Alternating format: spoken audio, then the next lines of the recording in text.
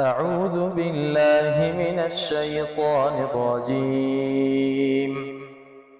وسيق الذين اتقوا ربهم إلى الجنة زمرا حتى إذا جاءوها وفتحت أبوابها وقال لهم خزنتها سلام عليكم طبتم فادخلوها خالدين وقالوا الحمد لله الذي صدقنا وعده وأورثنا الأرض نتبوأ